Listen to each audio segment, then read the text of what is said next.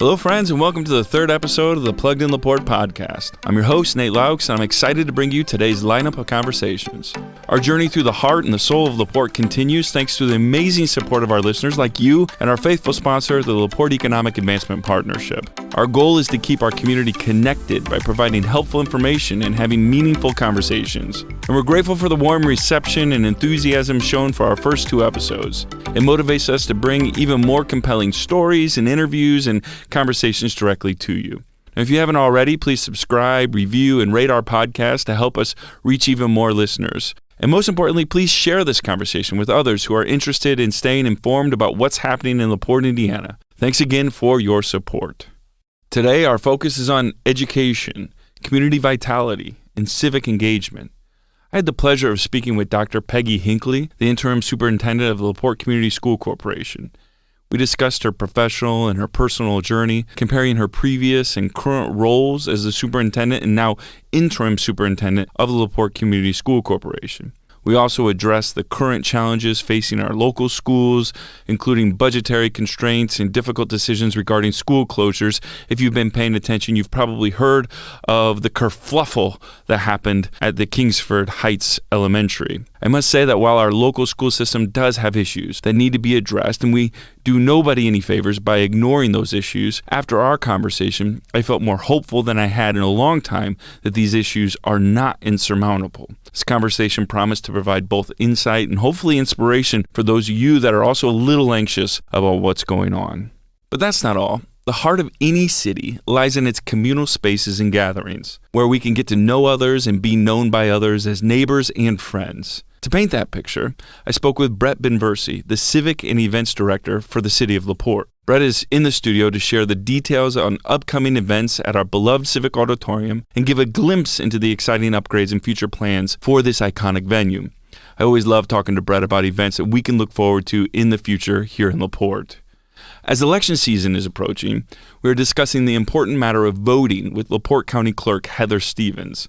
Heather will provide us with information on the voting process, kind of where to go, updates on voting centers, which is new this year, and the measures being taken to ensure the security and trustworthiness of our elections, despite any doubts that may be circulating within our community. And this is a necessary listen for all well-informed voters. As we prepare for an episode filled with curiosity and connections and, of course, diving deep into the heart of La Porte, let's remember that our conversations are meant to open doors to understanding and hopefully provide some more insights than you might find elsewhere, ultimately strengthening the fabric of our community. The more we know, the better we are for and to each other.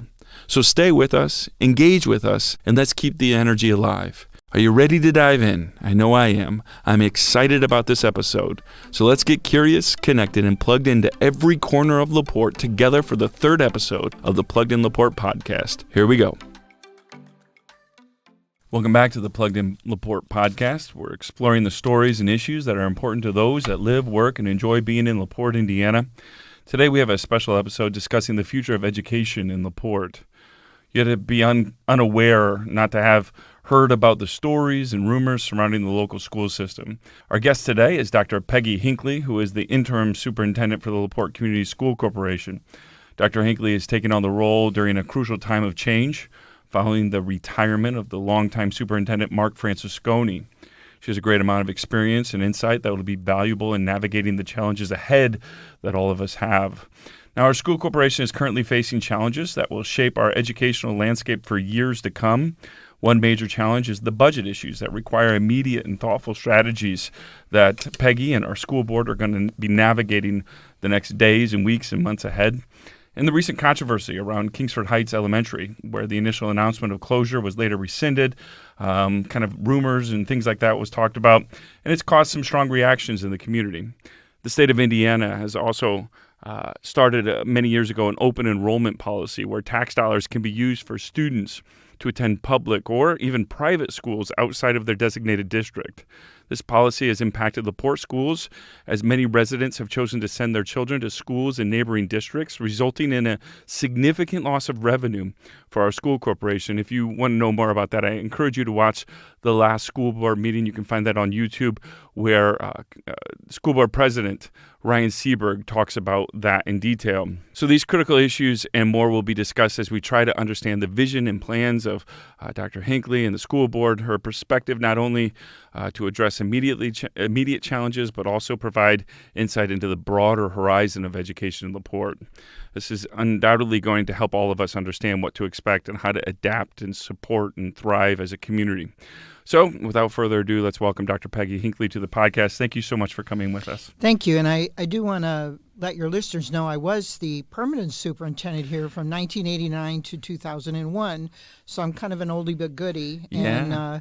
But it has been 23 years, so perhaps people may not remember that. But this was a great experience for me. My daughter is a graduate of La Porte High School. I raised her here. So that's a great segue into this. So I want to talk a little bit about your background then. I assume, like most superintendents and principals and administrators, you started as an educator. Is that right? Oh, of course. I was an elementary school teacher in Lake County. There's a school district called River Forest, very small, and I taught first grade and fourth grade. And if you can teach first graders, you can do about anything. You can, no kidding, because they're lovely. And then I went into administration after that, and I was in that district 15 years, including 5 years as a superintendent. And then I came to La Porte, and then after I left La Porte in 2001, I went to the Metropolitan School District of Warren Township. People would know it as Warren Central High School, about 12,000 students, and I was there 11 years. And then I retired the first time, and then I was working as school improvement consultant, but I was the interim superintendent for the Indianapolis Public Schools in 2013, and then I was still doing school improvement consulting, and then I was born in Gary, and so when the state took over Gary's schools in 2017, the person who was going to be the emergency manager had to be a superintendent license. And I live in Lake County, and so they were knocking my door down, and it was an interesting experience. But I felt called to serve, and so I served 16 months there before my husband, Mark, finally said it's time to stop. And so that was, and he passed away in September, and so I was getting I got to have purpose, and then here came La Porte, so that's why I'm here. So you're back into La Porte, and obviously as the interim, is it fair to say this isn't a long-term thing for you? No, it's not a long-term thing, no. Usually interims come in and, look at solving the immediate problems, but really, we're getting a handle on those things. We have great people here, and so I would envision that by no later than the fall I'll be out of here. One thing I do know, I don't want to be driving here when we have weather. Correct. Because I well remember how much snow we get. So your career then has taken you into many struggling school systems. A few, yes. You're tasked with not only finding out what the problems are, but also how to learn to ask the right questions, correct? Right, correct. There's no doubt that I've honed the skill of, looking. I tend to get to conclusions rather quickly because if you know the right questions. And let me speak first about the financial issues, because I think that perhaps social media, whatever, people talking about it, that there has been a concern that we're in really deep trouble. Well, we're not in really deep trouble, but I can tell you as a practicing superintendent, if I lost enrollment in a year, we immediately went to the budget and did adjustments within the existing budget, because you want to keep adjusting. Just like if you get more enrollment, you try not to tell anybody there's extra money because they'll want it. But, you have to adjust. Well, as we have lost enrollment over time, we were not making those adjustments. However, we had, thanks to Dr. Hunt, a sizable cash balance. But it's just like at home. If you lose some hours, you're working somewhere and you have less hours and you're getting a smaller paycheck, you might have a little bit of money in a bank account, but if you keep relying on that, sooner or later the bank account's gone. Now, we weren't in danger of that in any way, but if we had stayed on this trajectory, at some point we would have had trouble. So it was a matter of adjusting where we may have had more staff than we needed. Sometimes we hold on to things. We can't run classes with 4 and 5 children in them. So they weren't. So really, as we're looking at staff reductions, it's going to represent about 2% of our total employee base. So it's a very small number, 20 to 22 people. So today I sent a message out to staff, in addition to saying happy spring break. But by the way, I want everyone to calm down. Mm-hmm. We're not talking about massive layoffs. Because there's a lot of anxiety exactly. Right now. When you hear, we haven't had RIF here in a long time. And so it was important to me to communicate that these aren't all, these are overall positions. They're not all just teaching positions, but it's a small number. And so I want people to just relax. And I don't want them going off spring break thinking they have to get a job tomorrow, because that's not the case. Nor do you want people to leave artificially. No, I do not. Because they may think they're the ones being targeted and then find out their department wasn't even being considered. And so we're working through things about contracts and who's more senior and this and RIF. And we were just meeting, in fact, before we came here today with our attorney, Mr. Kaminsky, to make sure we understood the law. So we'll be having those conversations. And in April, I'll ask the board for permission to issue those RIF notices. But we're looking to be around after May 15th that we will notify people. And I always carry the RIF notices. I don't ask anybody else to do that because it is really a district decision. Real quick for our listeners, RIF is what? Reduction in force. Thank you. Yep. I'm sorry, I used those ABC letters and I forgot to tell you. So I think we're beginning to talk with people now so they know how it may affect them. And the other thing that's important to know, we get resignations for other reasons. People decide to retire or they move away. We're hoping then to place people in those positions to make sure that the impact is as minimal as possible. So you're saying after May 15th, if somebody sees you walking towards them, they might start running? Maybe. They could probably run faster than me, but we will have at least had a conversation with them after that time. Because the timeline in the law is May 1 to July 1 that we have to do a notice, but obviously you want to give everyone as much time. That's right, because if you're going to be impacted, we want to give you adequate time to find another position. So this brings up, again, many of the conversations that have revolved around these things have been budgetary types of conversations. Sure. So as anybody knows with their personal budget, it's the same as a nonprofit or a governmental or business budget. Mm-hmm.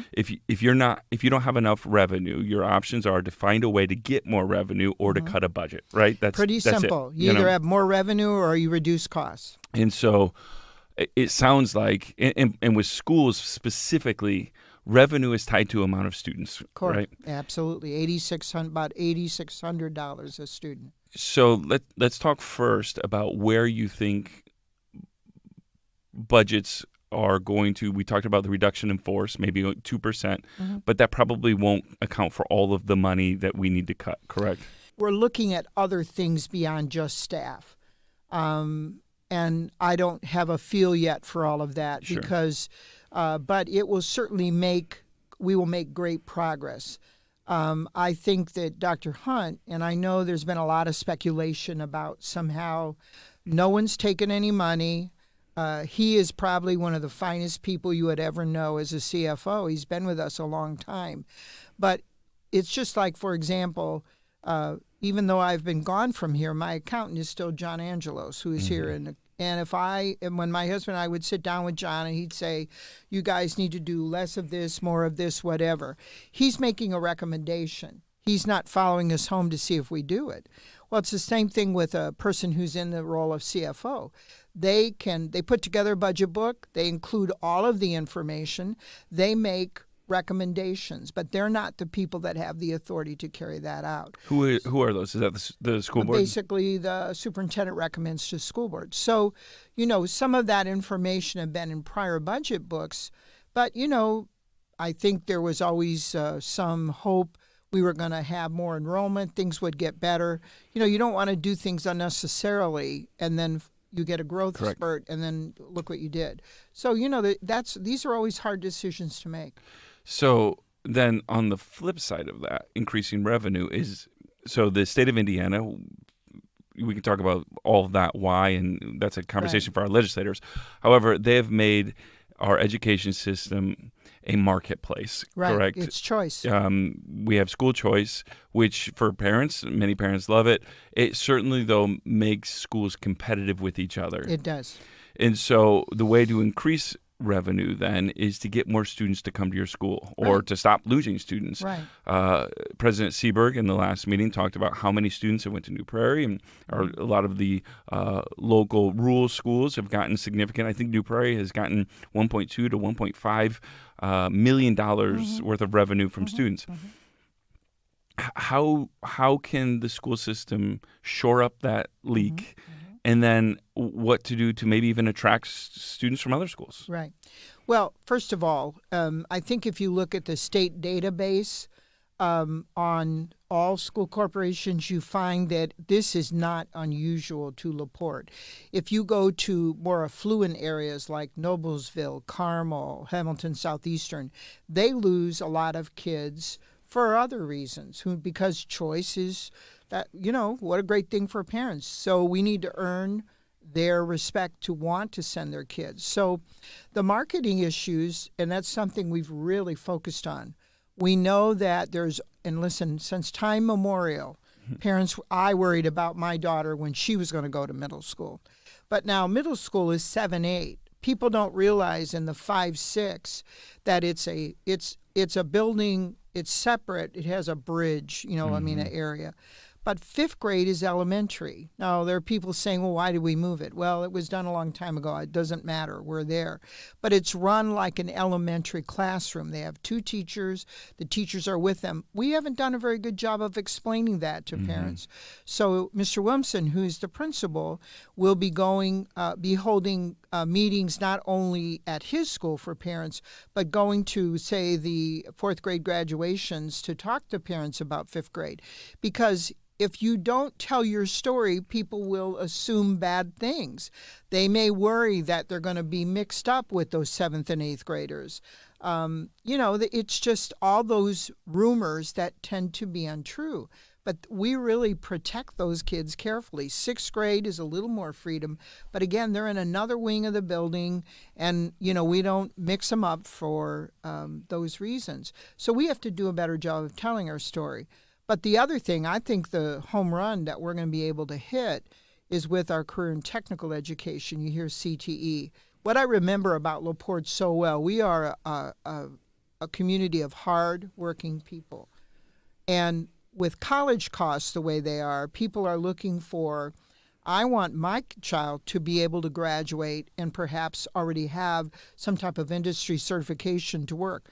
I had a bus driver. I was meeting with bus drivers a couple weeks ago, and she told me a young person who graduated a year in the ag program where they learn welding earned $54,000 in the first year. Now, that probably was a little overtime, but really, out of high school, people don't know or understand that today the push from the state are these career pathways, and kids can not only earn something that's an industry certification, but they can get what we call dual credit. So they take a high school class and the syllabus is aligned with a college class, so they get dual credit.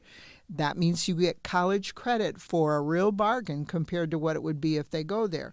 And we don't have all those things in place yet, but eventually they'll be able to earn an associate's degree based on taking dual credit.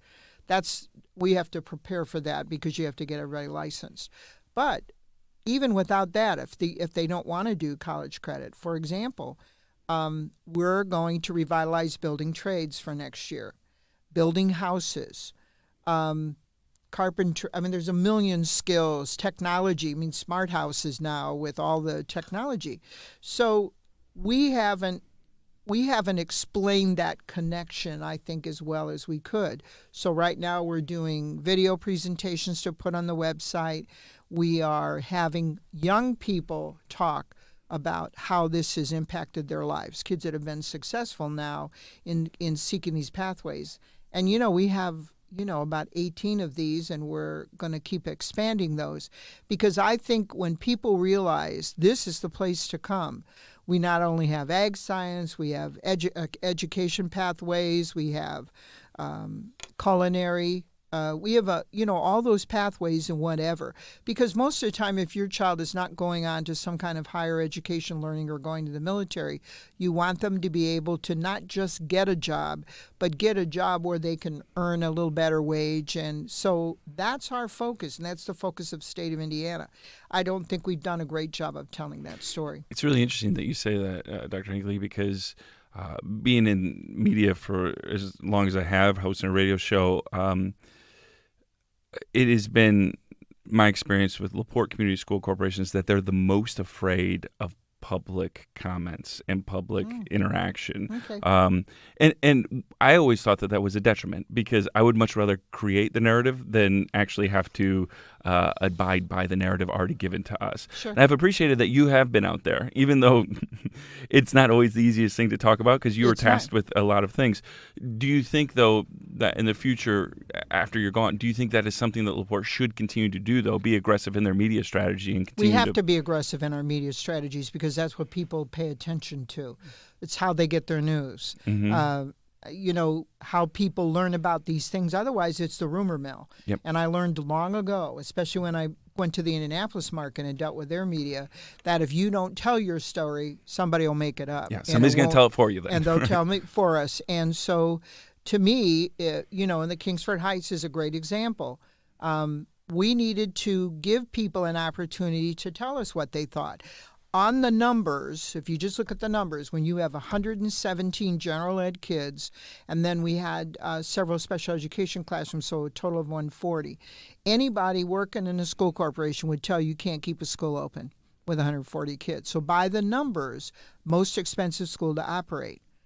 But what I know from being here before, I've been to those school Christmas programs there. I see how parents love this school. Very hard decision. But when you have to deal with budget cuts, you sometimes make hard decisions. Again, you either increase revenue you cut budget. That's right. So what are we going to do here? Well, I think that the overwhelming, and bravo to the Kingsford Heights community, that they impacted how the board was looking at it. So there was never a recommendation to close. It was that we needed to take a look at it. So then when it became clear that, and I think the key is we have a builder out there who's building, I don't know if all those houses will have children in them. I hope a couple of years from now we're going to be with better numbers. But the challenge, of course, Kingsford Heights, when the KOP Circle had 20,000 jobs and we had a lot of people out there, it made sense. But the challenge there, it's such a remote location that's what makes it hard. So now that we're not closing the building, which would have saved probably $650,000, we're now looking at how can we repurpose half of the building. Okay. So I'm not ready to talk about that yet because I've had I got 3 meetings in 2 days, and we're trying to figure out all the rules about some things. So then now, actually, for our listeners in Kingsford Heights, actually what this might turn into is actually an added benefit to them because there might be something else out there in that building, correct? Yes, and so we need to look at that because I don't know that we can have a magic wand that suddenly we're going to get another 100 kids. We're not. Especially tomorrow, right? Yeah, not tomorrow because I need them like tomorrow. Yeah. So I think then we have to look at other ways to repurpose that portion of the building to see if that will bring in some other revenue. And because as you said, we're back to either increase revenue or reduce costs. Yeah. And so is there, is there other schools? Because I know our listeners are going to want to know, is there other schools? Is the kids' schools that they go to, is that being talked about as well? No, we're not talking about any other school closures. Our other schools are fine. There are things like, for example, these seem like simple things, but I actually had a parent email, the first week I was here about why didn't we offer early entrance to kindergarten and preschool? Well, I was a little surprised we didn't. Everybody does that. Well, we didn't. So guess what? now we are going to do that because it makes sense that for parents, especially if their children have been involved in early education, they're ready. They should, we test them. They can come in early for preschool or come in early for kindergarten. I think they have to be 5. I think it's August 1, but we've just sent that out. Those are little things that as parents are trying to figure out, childcare we know is pretty expensive, and you're trying to look at that. You think your child's ready. Well, we should try to accommodate that. So, but getting kids back, first of all, we have to understand why they've left. Mm-hmm. Now, sometimes kids leave because they drop out or they do those things. So, for example, I recognize, and you all do as well, that we have a lot of anxiety in this world right now. Mm-hmm. People will say it's a leftover of COVID. I'm not that kind of a doctor. I don't know that. But for whatever reason, and we have children that for whatever reason find, even though our school environments aren't large, if our elementary class sizes are excellent, 17 to 25 at most, and many of them are small. That's important for us because we've got some ground to make up to improve our academic scores. And we're focusing on some processes. We just had some training this week that we have to be ready to go, and we have to get ready to be so we can get better because people look at scores.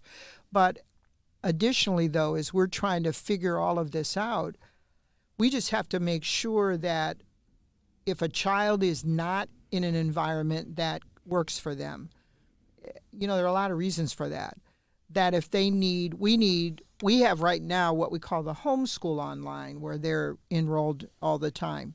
But we need now for an individual course, or let's say it's a child who makes a mistake and they're out for the rest of the semester. Well, they need to be able to regain those credits and work. We need to have all those options, but we need to market them. Yeah, it's interesting you say that because I'll get anecdotal about my own experience. So last year, my daughter had some health issues, and so we knew that this year, between some of our healthcare needs, we were going to have to do some kind of hybrid opportunity between, and La Porte said they could not do that, but we had 2 other school systems locally that said they would. That's right. And she can still play sports. We'll figure this out, essentially, right? Right.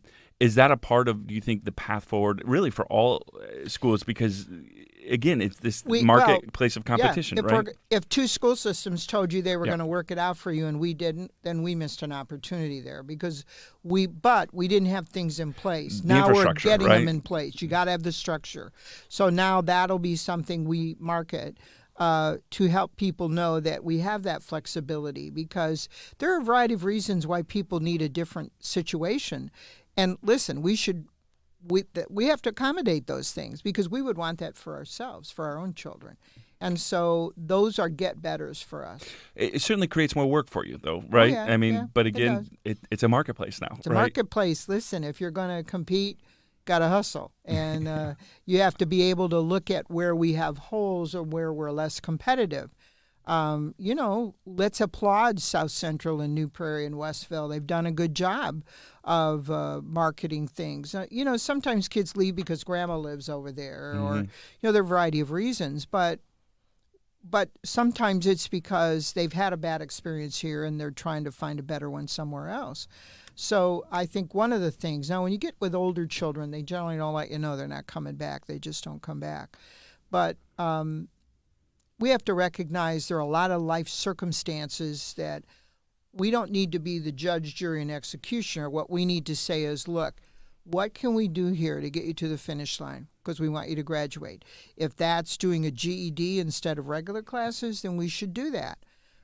If that means that we are looking at, you need to take these courses over and you can do that online, we just need to make those accommodations. And I think our neighbors have obviously done a good job with that, and we need to up our game. Yeah, one of the things I tell my team at work is let's default to yes, right? Let's figure this out, right? Now, you might end up following that path down and you realize there's a no at the end of that. But let's I think try we to always say start yes. with that. I think that's good advice. Start with yes. Start with, let's look at this and see how we can make Let's it make work. it work, whatever Let's we make can. it work, whatever we can do.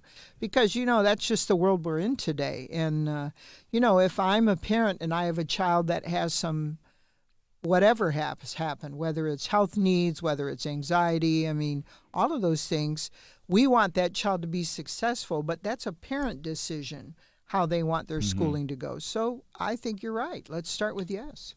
So I want to talk a little bit about, you have been here in the school system. You said your daughter graduated from La Porte. You're still connected to La Porte in other ways. What do you see has changed from the time you started working here in the community to where you are now, when you've come back here? Well, in my whole 5 weeks here. Yeah. I'm going to have you diagnose everything. Thank you for sharing. Yeah. Well, I think that some of the challenges we continue to find here, I know that, the city is looking at housing and growth, right? Growth, those kind of things. Because what I remember from my 12 years here back then was, I remember someone said this to me, that we're just far enough away from Chicago that people who want to look at a bedroom community aren't going to come all the way this way. They're going to stop in Porter County, and that, of course, is why they've had that growth. But we have many things to offer here. This is a community of connection. I always remember how much support our kids got in their athletic competition. Even when we were terrible, they still showed up. When we would go to Penn, who is our arch enemy, we traveled more than Penn did, and we went to their house. So there's always been a lot of support for youth, and there's a lot of youth activities here.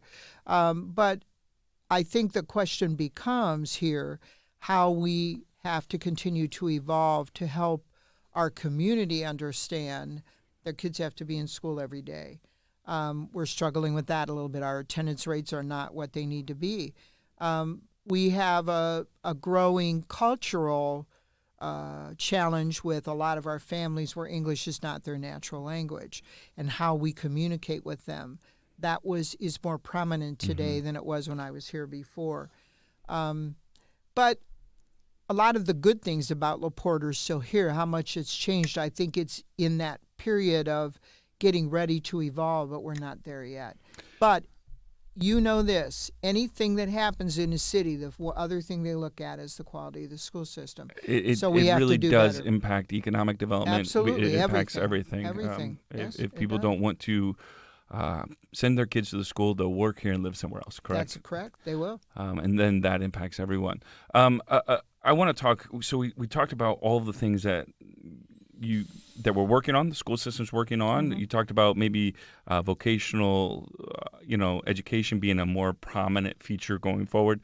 What are the things that you think La Porte school systems does well today? Like, what do you think they do well? What are our strengths as a school system? Well, we've done a lot of work with, right now, working with some of the mental health issues that kids have.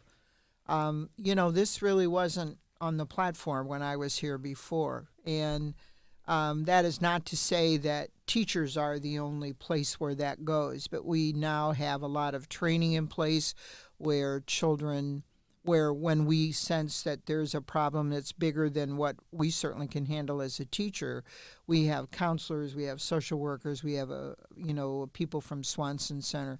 So I think that we have really worked hard to have a better place for that. For example, we have Slicer Champions, which are mentors that are in the middle school and high school. And that's kind of a different thing. Certainly didn't have that. Well, my brother, he used to live in Indianapolis, he lives in Connecticut now. He was a mentor when he was in Indianapolis at one of the high schools. And an older person, he's older than me, right? But he loved it. And he really enjoyed building that relationship. What we have to realize is that we have a lot of kids that don't have a significant adult in their life. And we're working really hard to create that. Because for children that don't have that stable family structure that maybe we had, if there isn't a significant adult in their life that they can talk with, they're going to maybe make a bad choice. And sometimes those choices are life-altering. So we've spent a lot of time, certainly since COVID, really focused on how to get our arms around kids to keep them focused, and do a good job with that. We do a good job. We have all of the intensive courses, AP. We have lots of kids engaged in that. We have a lot of kids that are going on to, schooling. And so we've always done a great job with that and continue to do that. Our schools are safe places. We don't have, we have 2 SROs, but we don't have people, we don't have a thing where there's fear, I mean, I worked in a place with a 1 million square roof with 4,000 kids in a high school, and we had 3 police officers all day because it was just a lot of territory, and it was a different community. So we don't have that, but, we constantly are dealing with working. The thing about bullying has become, what is that exactly? The perception is it's everywhere. Well, should elementary kids have a phone where they can access that kind of stuff? That's a parent decision. I can tell you my 2 granddaughters in California who are, one's a junior and one is a 8th grader. They have phones, but their dad's a police officer, and they have no social media, and he looks at it every day. Parents make those decisions, but that's a lot of the angst we get with kids. And then sometimes parents, kids will say unkind things or whatever. That isn't necessarily bullying unless it's a repeat thing. Mm-hmm. So we continue to work hard to build on those things to get them, and we're not always successful, but I think we keep doing that. But we have safe schools. We have adequate resources to give kids what they need, and all of these programs that we now have, for example, serving children that, and it's not just children who are that's Spanish, but where their English language is, we're getting kids in that we need to serve who may need that help, but then communicating with their families. But we have lots of activities, lots of clubs. I always believe that if you can create a sense of belonging for every child in the school, we'd never lose one. Mm-hmm. But they have to be in a group beyond just going to chemistry class. Yeah, that word belonging is very important. If Absolutely. people can find a place to belong. I think adults or children, it makes a big difference in feeling meaning and purpose in life. A couple more questions, then we'll let you go. But one of the things I see most online, if you want to call it a complaint, is our busing situation in the Porte Community. You hear this, all right? So I do. I've spent a lot of time learning about busing. And I'll confess, I think in the last 2 weeks, 5 days, my kids' bus have been canceled to them. So now they still have it, obviously, if they stay at the school. But one of the absolutely, because I read I don't look at social media, but I looked at when we did the strategic planning. There were a lot of comments, and I read all of those. Busing now. I'm not going to use the cop-out, everybody's having a problem. They are. But That doesn't solve it when your kids got late 5 days. So we are going to, I don't know how this is going to work with 185 square miles, but we are going to look at 3-tiered busing. Now, what does that mean? What that means is currently we have there are 2 runs. Okay. Now we would do 3 runs, which means it would change the start of time for everyone, but it would mean less buses. You have to have less buses. So I'm not sure with 185 square miles. I remember when I came here in 1989, Ike Tallman was here at the time, and he was taking me around, and at 10:30 I'd only been to 3 schools, and I thought, my Lord, what have I done? Big place. And that's the challenge. The advantage we have is we have 1 high school and 1 middle school, intermediate school. So when you don't have multiples there, it's helpful. Well, we can't get our head around it, so we'll hire the company that knows how to look at weather routing. Carrie Brinkman does a great job, but here's what happens. First of all, early on, back when God was a boy, and I had my first administrative job was curriculum. It was in a small district. They said, by the way, you're going to do the buses. I went, those big yellow things?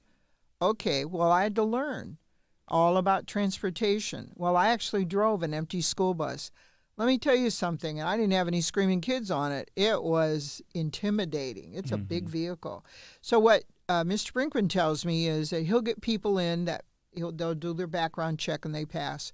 Now they have to get the physical and they have to take the test because you have to have a CDL. and they fall out there for some reason. Now, you can retake that test multiple times, the CDL test, or maybe they have some health concerns, they're concerned they won't pass. So we get them in the door, and probably more than half of the people that come in end up not finishing to do that.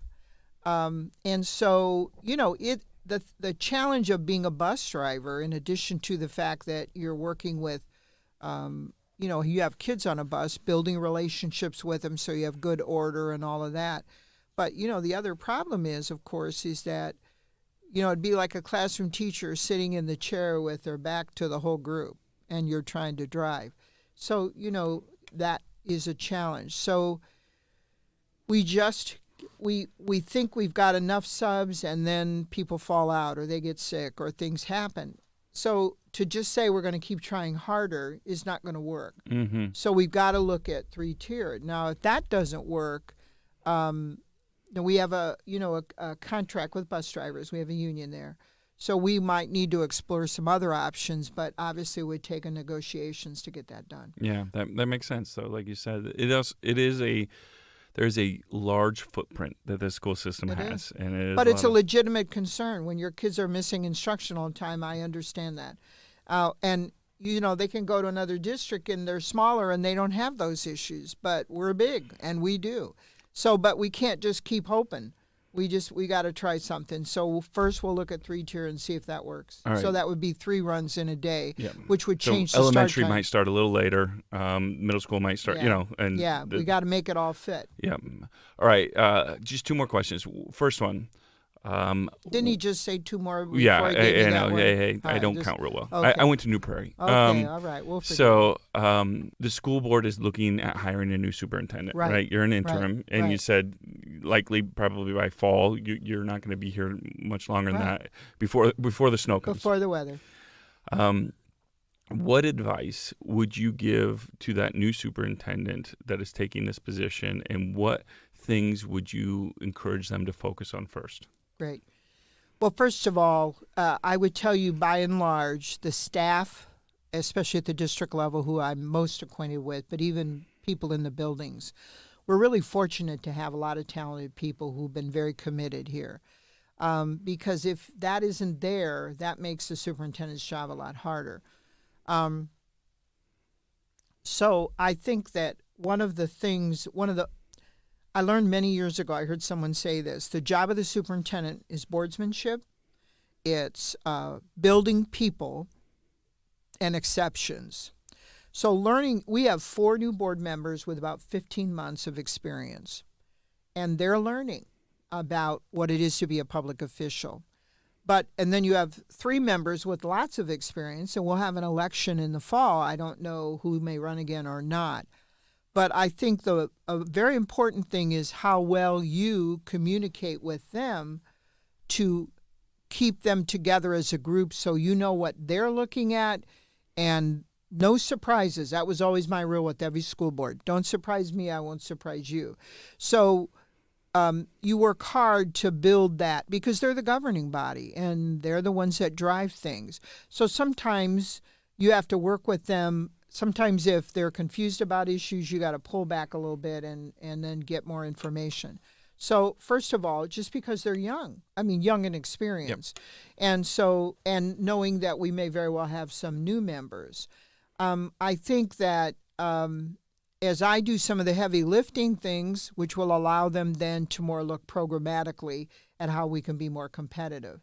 And I think, that's what interims do. You kind of clear the deck and then run. So, and then the final question is to our educators, to our staff. I know there's a lot of anxiety out there. I hear it in the public. What would you tell them right now? Well, what I told them today is I sent them all a message, and I've done about 3 or 4 of these. I think they're a little surprised about that because, I think everyone claims we're not very transparent. Well, if we don't tell them anything, they don't know what to do. So, and Erin here, who's quietly in the back, is my savior because she helps me word things in a better way than, right away. So today we felt it was important to send out a message. First of all, enjoy your spring break. But second of all, please understand that as there's been lots of conversation about budget cuts and staff reductions, it only represents about 2% of our total population of employees. So it isn't just teachers. And so the likelihood it's going to impact you is very small.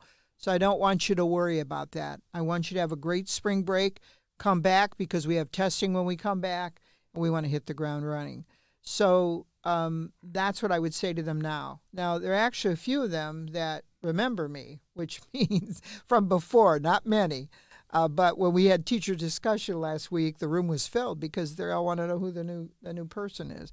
So I think working hard to build that trust with them is important right now. But we're trying to do that so that they know that we're moving forward in a measured manner and that we're trying to make the best decisions to allow us to bring back some of those kids, but to provide the best circumstance for them to be able to do their job.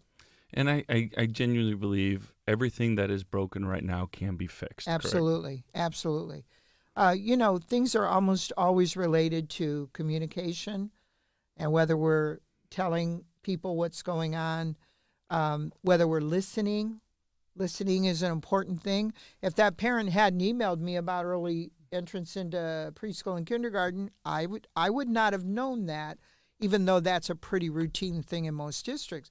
So, when I asked and they said no, I went, really? We should be doing that. Well, now we're doing it. Yeah. So it's being a good listener. It's being able to communicate.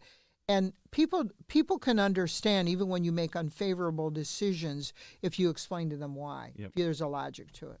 Yeah. Well, I want to thank you so much for coming on again. I appreciate how communicative you've been, and not just today in the podcast, but also just in general. I think more communication is always better. Always better. And I appreciate that you've done that, and I thank you so much for being on the podcast Thank today. you. I appreciate the invitation. Thank you. All right. Have a great day. Thank you.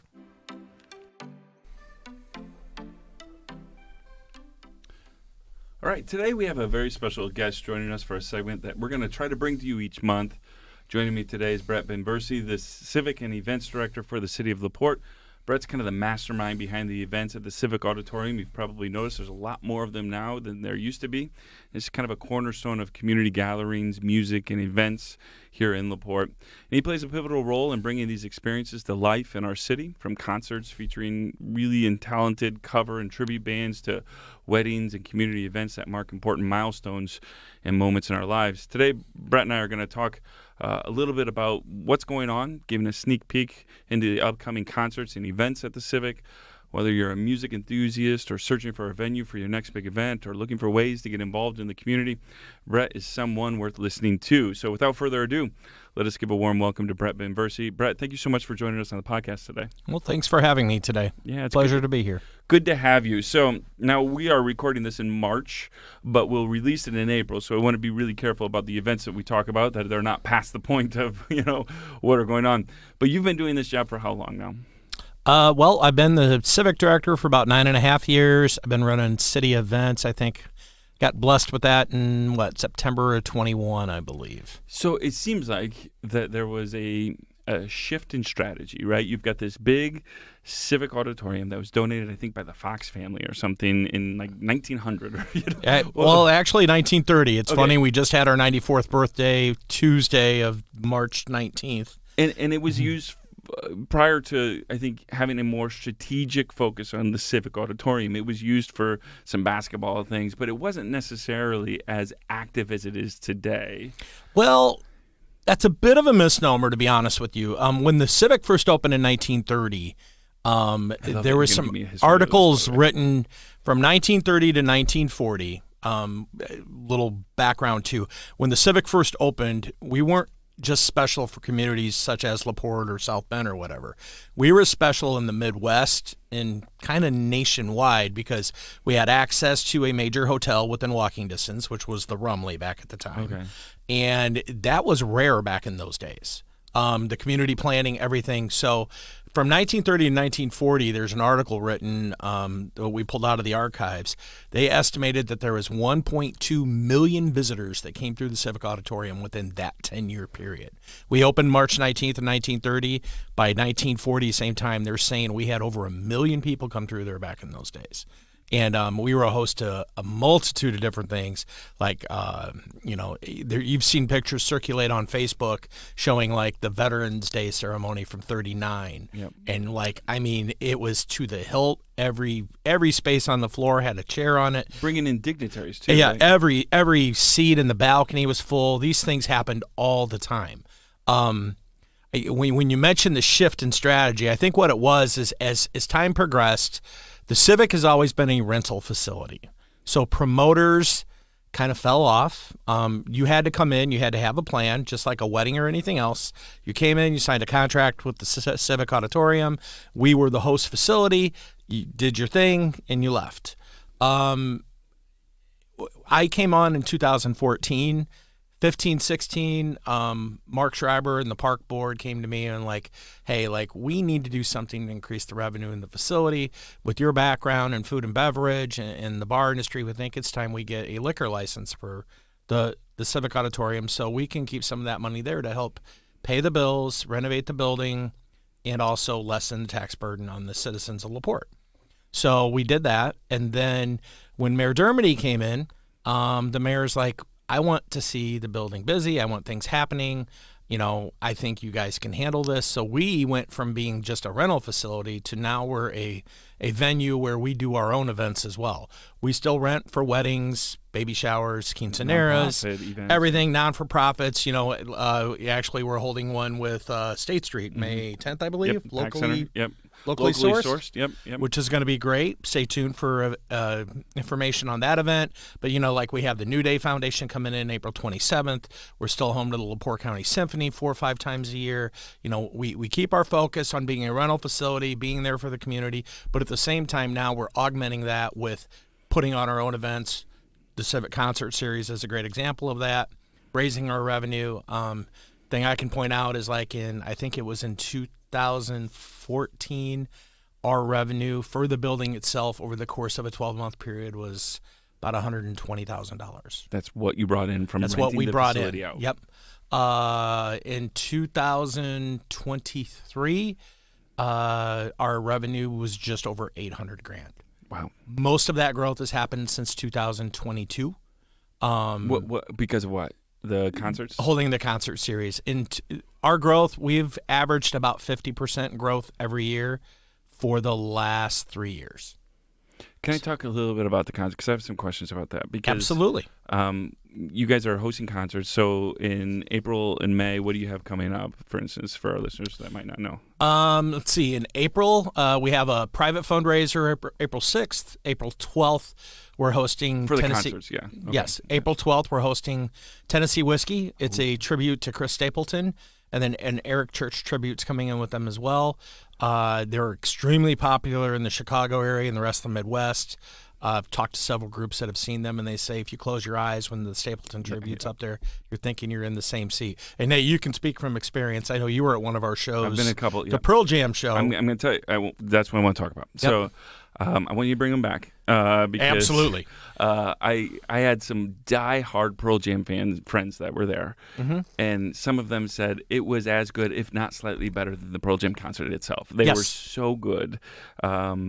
And you know what I loved about it is I came in half hour before the concert. I left. I was home a half hour after. Yes. And I was there with maybe 10 of my buddies, and we had the best time. I mean, my friends still talk about this. It was a year and a half ago, probably. We still talk about that concert as being a highlight of our event, that we did together. But so then the question for me is, you've got all these tribute bands, you've got all these things, you're navigating these calendar. How do you make a decision of who you're going to bring in? Well, lots of research goes into this. Of course, I'm one of those people.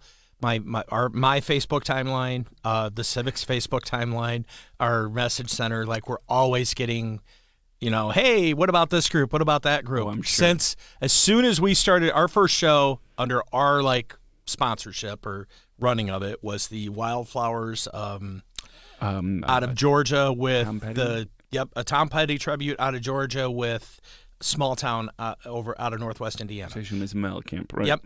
And they blew the place was packed. We had a great time.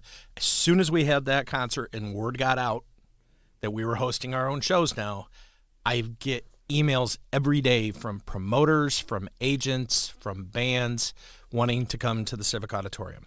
One of the great things about being in the Midwest is we catch some routing. Like there's a lot of great places, over in the Chicago area, Detroit, like smaller towns like Traverse City, Grand Rapids. Yep. And if you watch those, even stuff in Indiana, like the Honeywell down in Wabash, the Blue Gate, which is a little close, but, it's a big area up here. We have a nice population base.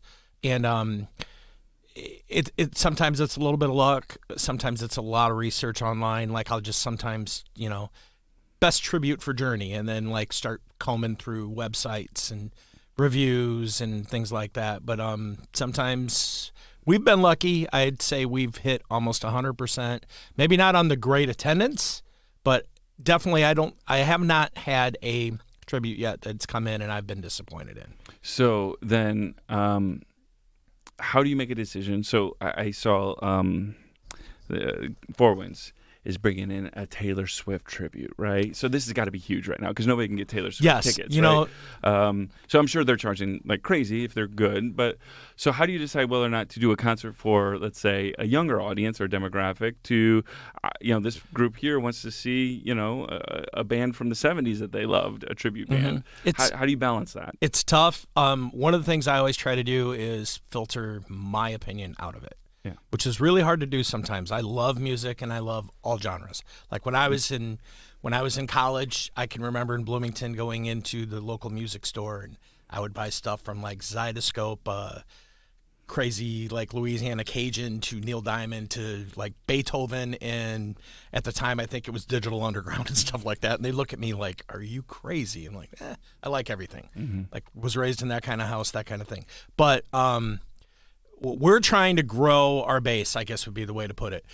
It seems like our sweet spot so far has been the classic rock type Styx, Journey, Queen, the Fleetwood Mac show we had, our Rumors for a Fleetwood Mac tribute in November. Oh my Lord. The lady sounded, I won't say better. She was Stevie Nicks up on the stage. Yeah. They were that good. People enjoyed it. We had a Prince tribute a couple of years ago. Great entertainer, great job. The only one licensed by the Prince Foundation in this world. Stuff like that. Queen Nation blew the doors off a year ago.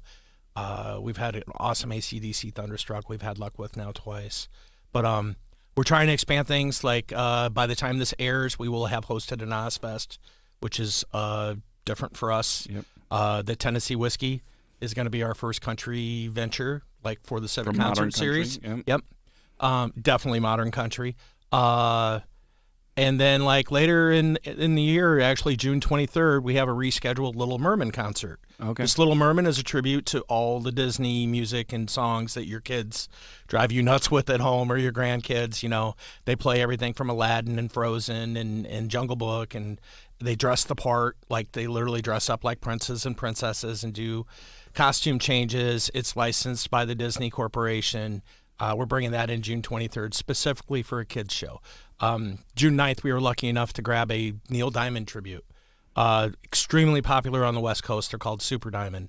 Close friend of mine around here had seen them a couple times, contacted me, told me, hey, they're doing private parties in Chicago this weekend. You should see if they'd come down. And like we just put tickets on sale, and we've almost, we've sold a lot of tickets for that already. So it's tough to like kind of venture. And one of the things I always try to do too is, when we're doing these shows, and I guess the elephant in the room always on stuff like this, we do not use taxpayer money to pay for concerts at the Civic. Point blank, that's what it is. The money comes out of our non-reverting revenue.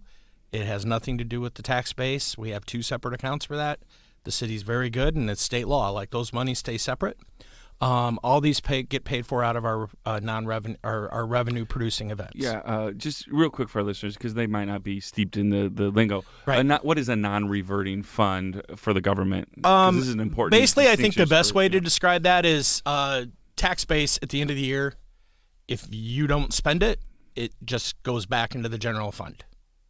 Okay, so say we get budgeted $100,000 out of our general fund is what we call it, or the property tax base, et cetera. what you spend, and at the end of the year, it goes back to the city, and you have a new budget starting in 2025 or 4, whatever year have you. Our non-reverting budget is basically where our revenue goes into, and at the end of the year, if you haven't spent your appropriation, you don't lose that money. It stays in there. It's just like a checking account. Yep. And it stays with us. Like our individual departments get allotments, that goes back to the general fund of the city.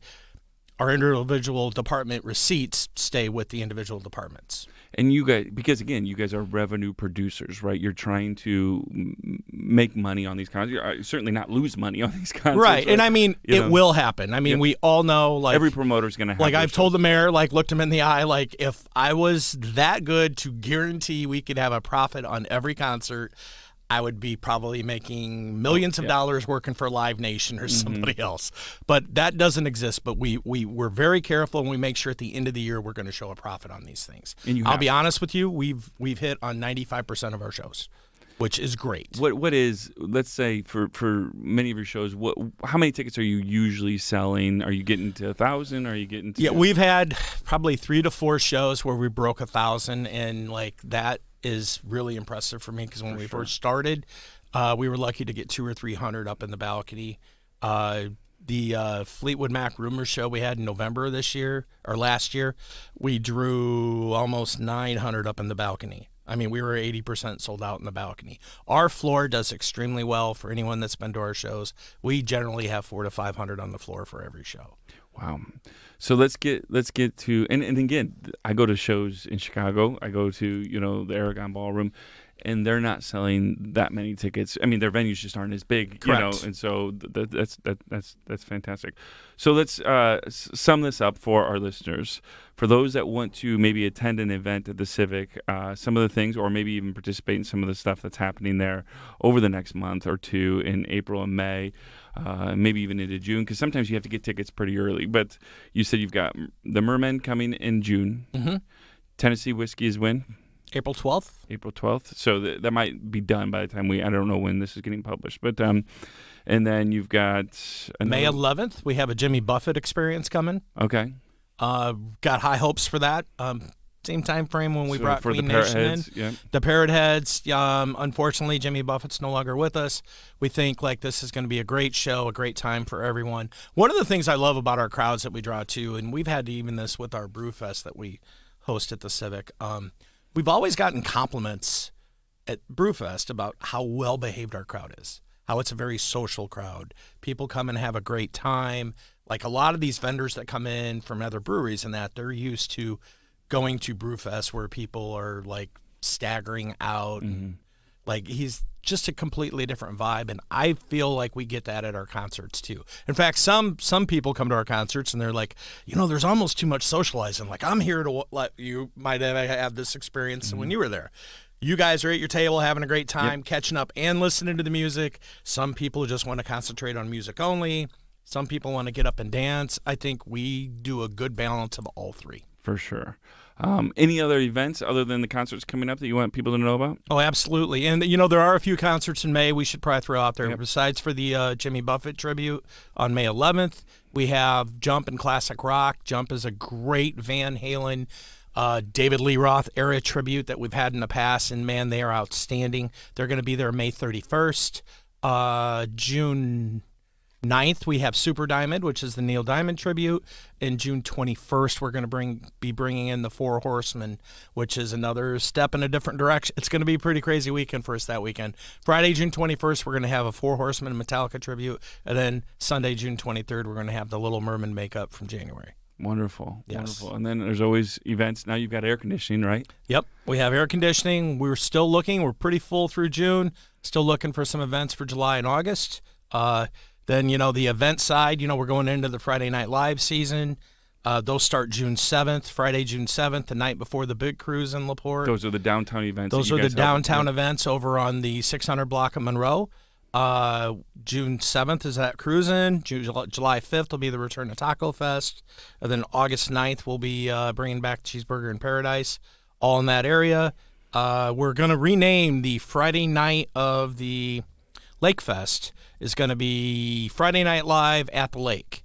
and that's going to be at Fox Park. We're still working on the details for that. And then Friday, September 20th, which is the day before the Sunflower Fair, we'll have Friday Night Live on the Ave, and that's going to be the night before Sunflower Fair. If everyone remembers the last 2 years, we've had Small Town playing. We're going to bring in a new band this year. I haven't quite figured out who that is, but that'll be that Friday night, September 20th, and then the 21st will be the Sunflower Fair this year, the 25th annual Sunflower Fair. Lots of things to get involved with, everyone. Summer's right around the corner, so again, where can people find this information if they don't remember, just from us talking? You can go to Livin' the Lake Life website for the City of La Porte, and for all our concerts, to buy our tickets, everything, please go to LaPorteCivicAuditorium.com or give us a call at 219-362-2325. Brent Binversie, it's always great to talk to you. I'm looking forward to it. We'll have you back here next month, and we'll talk about what's going on, because I know things are always changing at the Civic Auditorium. So, well, thank you, Nate. Thanks so much for listening, and we'll get another guest here soon.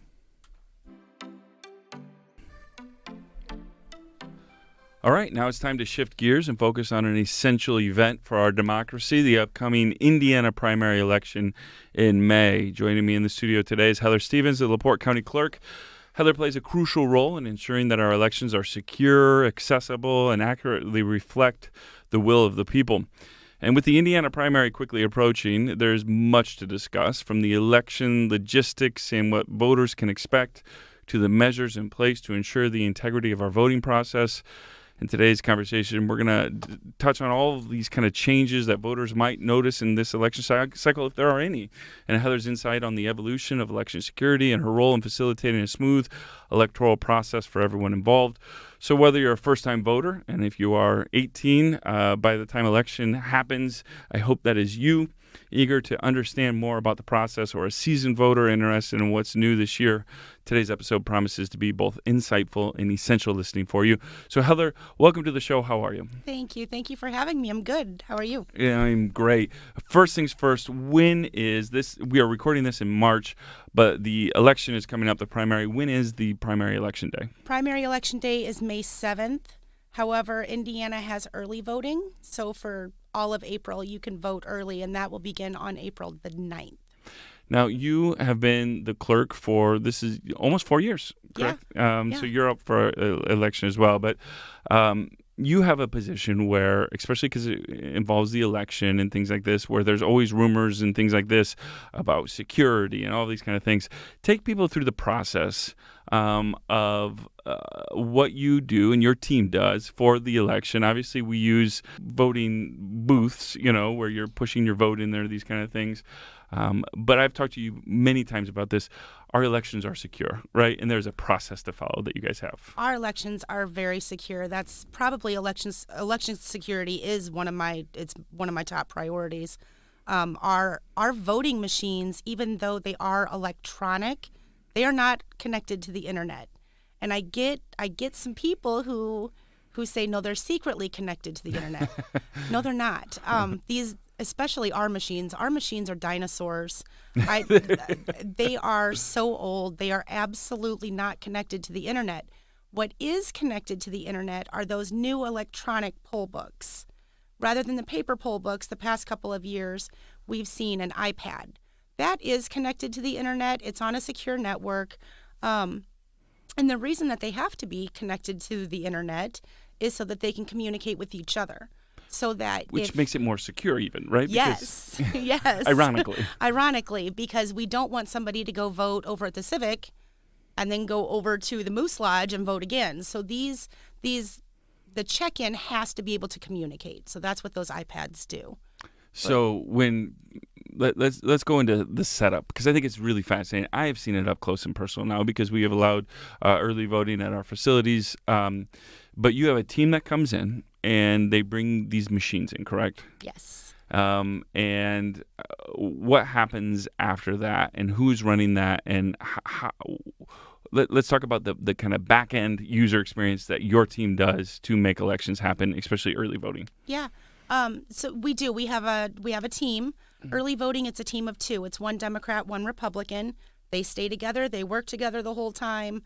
They usually get along very, very well, which is refreshing. But they take all of the equipment. They go set up. When it's time to start it, to start the election on the machine, and that will happen the morning that early voting starts. Usually I'm bouncing around to make sure that there are no issues, no hiccups, but they do 100% of the process together. So even though those machines are there, the election has not been started on them. People do not know how to start the elections on them. It takes a card in order to start the elections on them that our poll workers have in their hands. They run a zero tape in the morning, just showing that there are 0 votes on this machine. Because again, it's not connected to the internet. It's not connected. Stored and logged in there, correct? Yes. So it all stays within the machine. It's not dispersed out into the world anywhere. And so then that team has to store that 0 log, I assume, right, to show that there was no votes in that machine when they started that day, correct? Correct.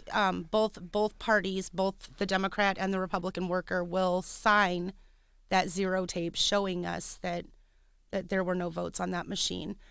They keep running totals on the machine. They'll run a total at the end of the day. They'll run a total, not the votes, just how many people have voted on this machine. Correct. They can't see any votes. They don't know nothing who's like winning. that. They don't know anything like that. No, they don't know anything. We don't know anything, and we don't know anything until May 7th, until at the actual election day. So it's really interesting because we'll have all this, but we can't see it. Nobody sees anything.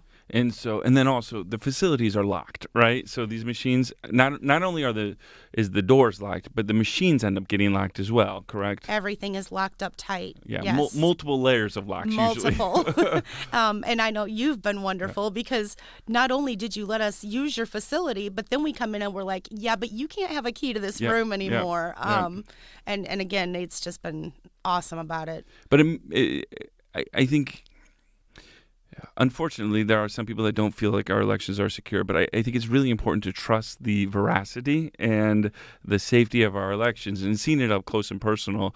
And I know you personally, so I know that you get pushback at times. I know there's groups that kind of cause a little fire sometimes about this, but I think it's really important to know that the process is secure and it is safe and your votes do count.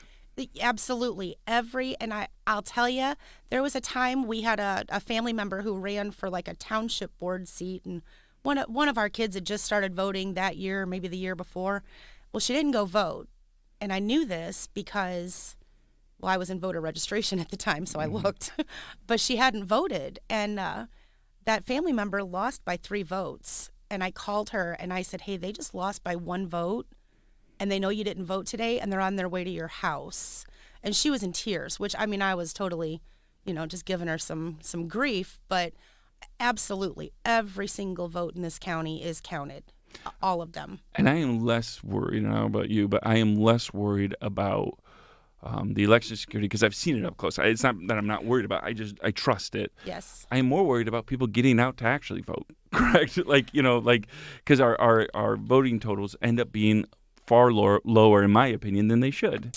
I would agree with that. I think the municipal elections last year, I was a little disappointed because here we've done everything. We have brought in the vote centers. We've done the electronic poll books. We have the mobile voting unit, a month of early voting, and our turnout is still so low. And you hear all the fodder online, right? As if people are dissatisfied or something. And then the turnout is as low as it is. Every time I do WIMS with Rick Federici, I always have to be cautious and give it the radio version. But if you don't vote, don't grumble, because get out there, let your voice be heard, make a change. Yep. If you don't like your guy something or girl might not win, but at least you participated in the process, correct? Yeah, absolutely. Absolutely. If you're super passionate, get involved with a candidate. They're always looking for help. This is not easy. Yep. So absolutely, and I just think it's vitally important because as online fodder, and again, I want to always. I think it's good to be involved, and I think a lot of our online groups and stuff like that are involved people that are trying to make sense of the things they see and experience. However, that doesn't change things usually. What changes things is people voting at the voting box and getting new candidates. And so if you don't like someone or something or an agenda or the vision that a candidate has, whether it's on the county or the city or the national election, then vote, Vote. That's it. Vote. So I want to talk, you talked about voting centers. another, I saw an online comment about this, that voting centers are something. But you made the switch, and the election board you've got an election board also agreed to this switch. What precipitated the change to voting centers, and B, why do you think that was a good decision? This has been, this was my baby. I spent my first year in office working toward a grant to get the electronic poll books, because without those, we never could have gone to vote centers. We also had the mobile voting unit in the works, but again, without the electronic poll books, how was that mobile voting unit going to work? So the poll books were essential. So once those were secure, I said, okay, now we need to open it up. I live in Hannah. I work in La Porte. I'm a bad example because I'm working all day on election day. I have to vote early. But other people. But there's many people like you, though. Exactly. Right? I don't want somebody flying, from La Porte to Hannah to get there in 10 minutes when I know it's a 30-minute drive, because that's the only place in the county that they can vote on election day. So what the vote centers do, they open it up. So now, rather than the almost 60 locations, we've started with 38. Is what our vote center plan says, throughout La Porte County. The state said we were required to have 8 locations, and I thought, well, that's reckless because it's too few. So we opted for too many, and that's okay too. I want to see where people are voting, but what it does is it makes it so that you don't have to go to Hannah, or you don't have to go to Rolling Prairie or out to Wills Township. You can vote at any vote center within La Porte County. And so to clarify that, if you live in Union Mills and you work in Michigan City, wherever your closest vote center is, go there, correct? Go there, yes. Yeah. And there are those people, especially out in the county, and they say, well, I want to go to my polling location. I'd like to see the people. Then go. So how does that work, Heather? Because those, you're going in, let's say you live in Wills Township, which is by Rolling Prairie. That's the township I grew up in.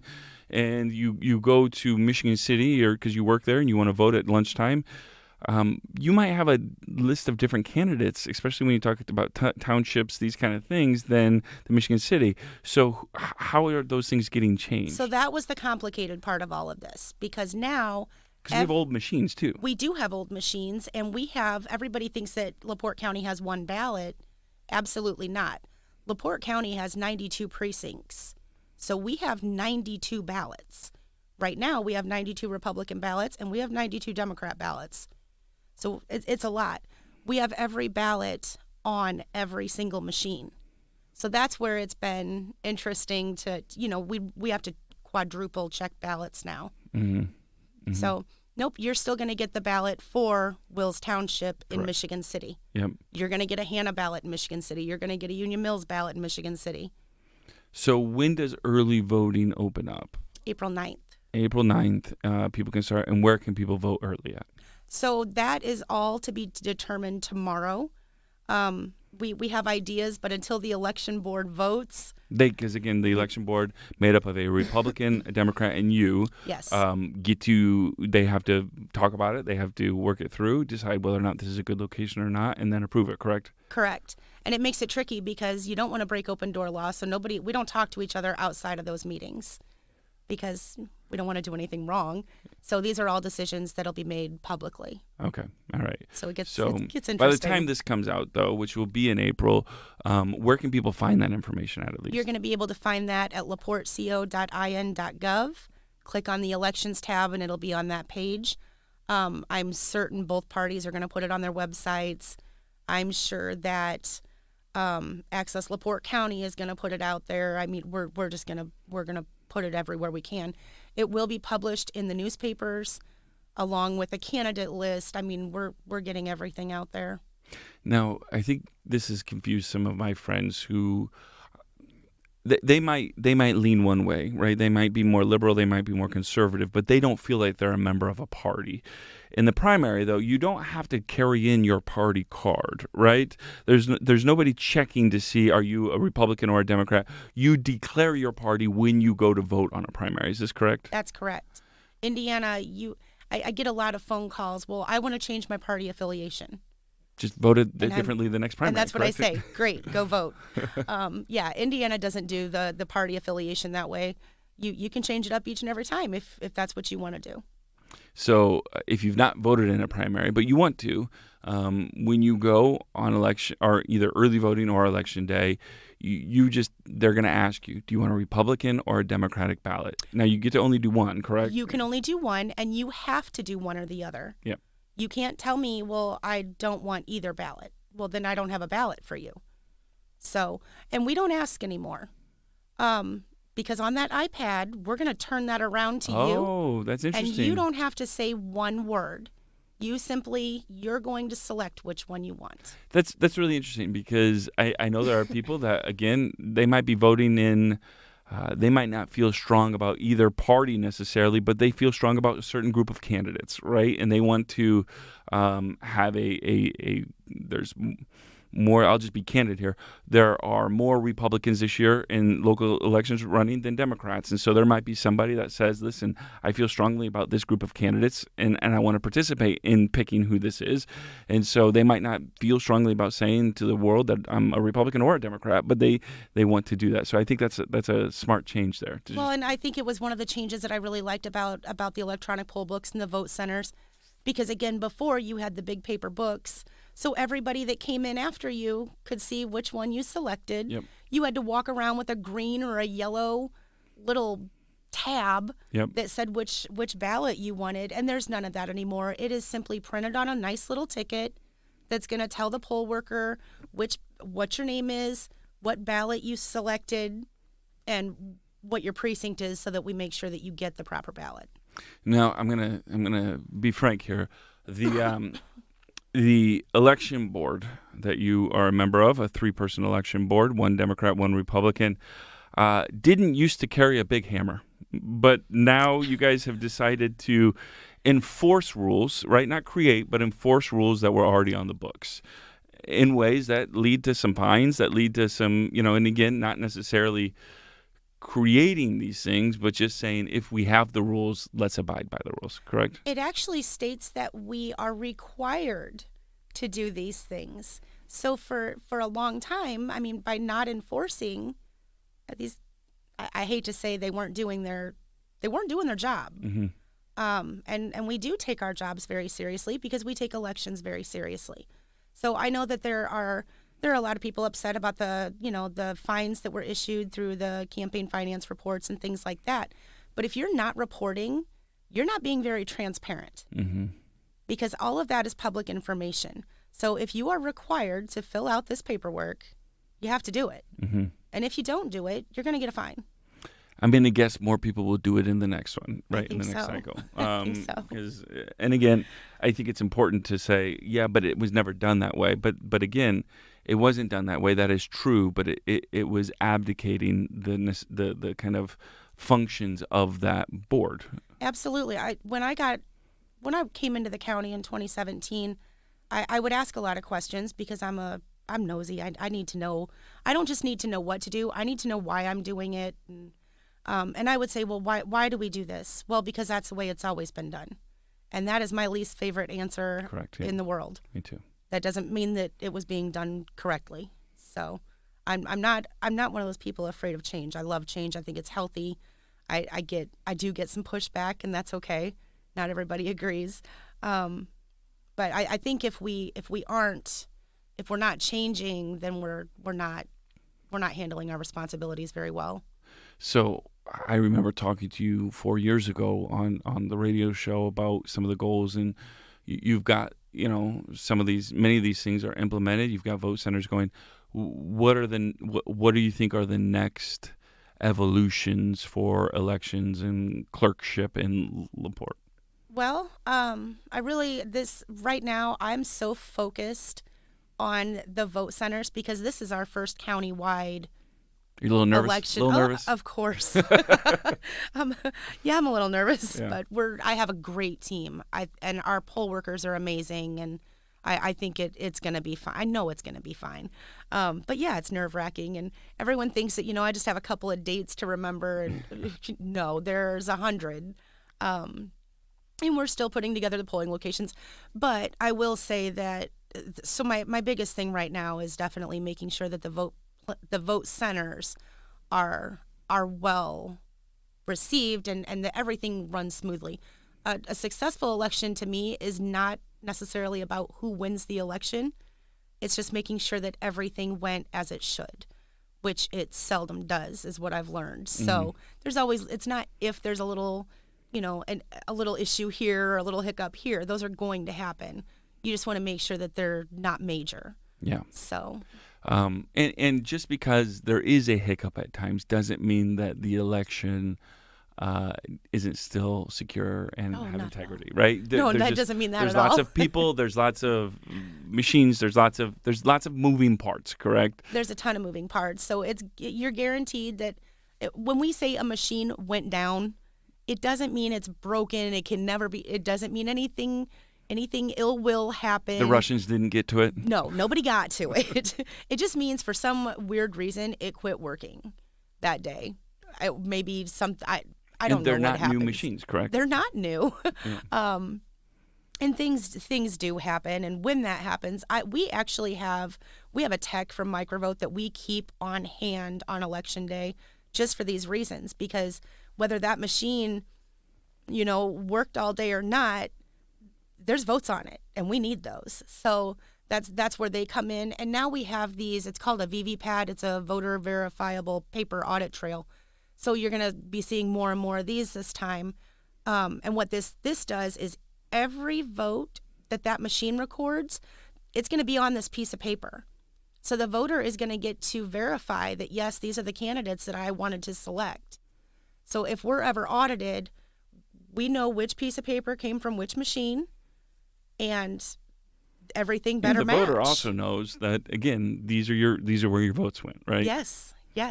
So I'm big on, I want our voters to feel comfortable because we do have a really good system. Yeah, I think so too. So whenever I hear, because it's multifaceted, it's multi-layered, it is, there's lots of fail-safes in these kind of things. And so when I hear people oftentimes talking about it, I think they just simply don't understand all of the things that goes into it. So definitely.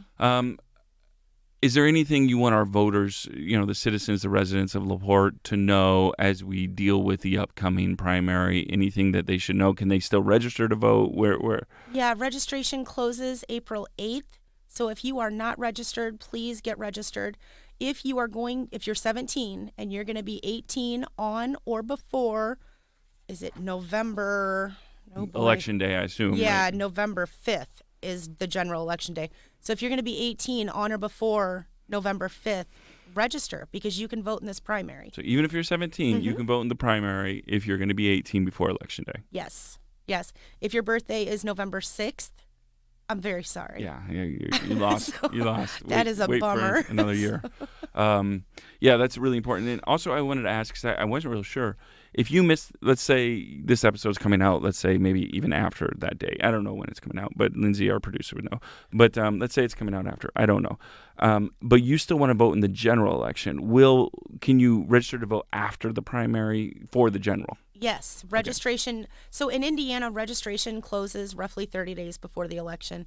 It's going to close April 8th, and then the primary is then essentially open May back 7th. Up May 8th, right? Yeah. Well, yeah.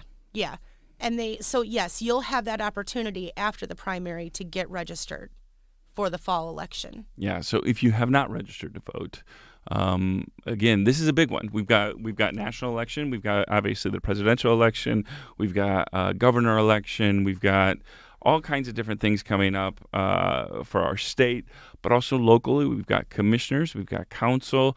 So it is a big one to get involved with, find out which candidates you like and support, and educate yourself on that. And hopefully on this show we'll have more candidates on and things like this, but also LEAP does a candidate forum as well. Just get involved. Oftentimes now, these things, I know the League of Women Voters oftentimes these things are online. If you can't make it in person, find out online. And if you want to know more about a candidates typically love getting people to reach out to them and talk to them. So But it is on you. Nobody can vote for you. That's right. So, Heather, I want to thank you so much for being here. We'll certainly probably have you back on the podcast soon to talk about elections. I appreciate you helping our listeners know, not only do you encourage them to vote, but also know that this election is safe, it's secure, and it is ready for you to participate in. Absolutely. All right. Thank you for having me. Yeah, have a great day. All right, we all have things to do, so let's conclude the third episode of the Plugged In La Porte podcast. I send a big thank you to our outstanding guests today. Dr. Peggy Hinckley, who leads the La Porte Community School Corporation in an interim role with great dedication and determination.